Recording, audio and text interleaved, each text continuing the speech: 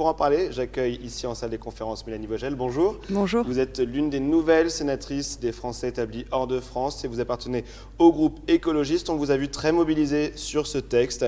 Est-ce que vous vous réjouissez de ce vote et aussi, est-ce que vous vous félicitez que le gouvernement ait soutenu ce texte ? Bien sûr, je me réjouis de ce vote. C'est un vote extrêmement important. Ça a été dit et redit, mais je crois qu'il faut le répéter. Les thérapies de conversion, ce sont des tortures. Ce sont des pratiques monstrueuses. On a des viols correctifs, des pressions psychologiques, des électrochocs.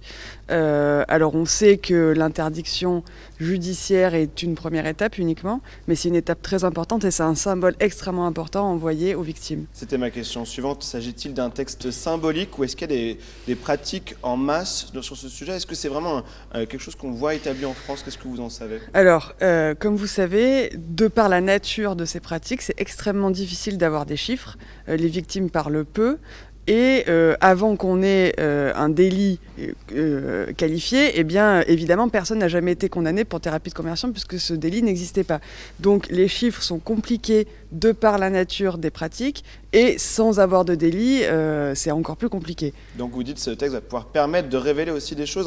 On le rappelle, cette proposition de loi, elle prévoit un nouveau délit qui punit les pratiques, les comportements ou les propos répétés visant à modifier ou à réprimer l'orientation sexuelle ou l'identité de genre. Donc c'est un nouveau délit qui va pouvoir aussi permettre de rendre ces actions, de les compter. Oui, et puis surtout aux personnes qui en sont victimes, de savoir qu'en fait, elles sont victimes de quelque chose, déjà. C'est un premier pas, parce qu'on a, dans les personnes qui parlent aujourd'hui, beaucoup de personnes qui, au moment où ça leur est arrivé, au moment où on les a poussées à aller vers des associations qui faisaient ça, n'étaient pas conscientes que c'était interdit et qu'elles étaient victimes de quelque chose. Donc déjà, ça met dans le débat public l'existence de ces pratiques. Ça permet aux victimes de conscientiser le fait qu'elles sont victimes de quelque chose. Mais ce que j'espère aussi, c'est que ça permet aux bourreaux de comprendre que ce qu'ils font, la société ne l'accepte pas.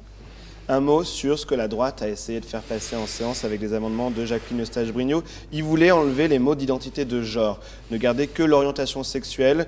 Pourquoi est-ce que la droite n'a pas voulu aller aussi loin? Alors on sait, ces amendements n'ont pas été adoptés à la fin. Qu'est-ce qui s'est joué dans l'hémicycle selon vous? Moi je trouve que c'est... La transphobie?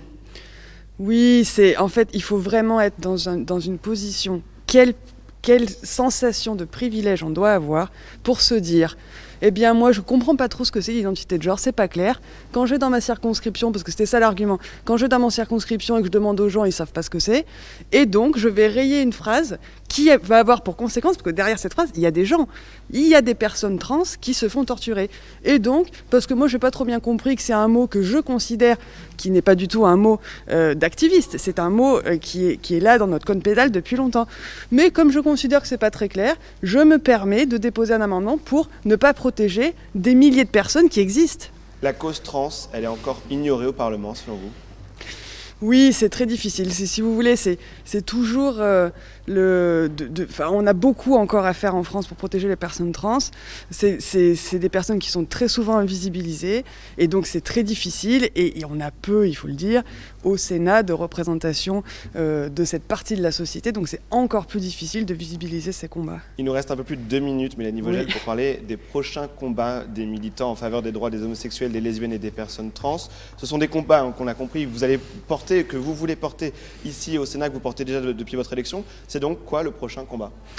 Un combat qui est très important, nous avons aussi déposé des amendements là-dessus qui n'ont malheureusement pas été adoptés, c'est l'interdiction des mutilations des bébés intersexes.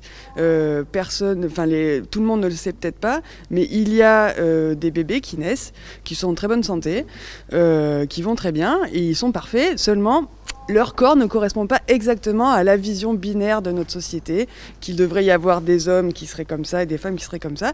Et ce qu'on fait depuis très longtemps, c'est qu'au lieu de se dire peut-être que notre vision de la société n'est pas tout à fait correcte, on ne modifie pas notre vision de la société, on modifie les corps des bébés et on les mutile, souvent, évidemment sans leur consentement, puisqu'ils viennent de naître.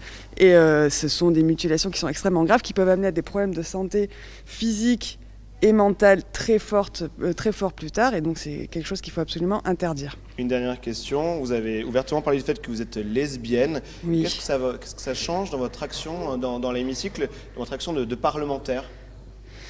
Être lesbienne, en général, c'est vivre une vie qui est en dehors de l'hétérosexualité. Ça change beaucoup de choses, notamment le fait que dans ma vie de couple, il y a tout un tas de contraintes sexistes que j'ai la chance de ne pas subir, et ce qui me libère beaucoup d'énergie pour pouvoir me battre, parce que je ne dois pas me battre chez moi au quotidien pour partager les tâches, etc., etc.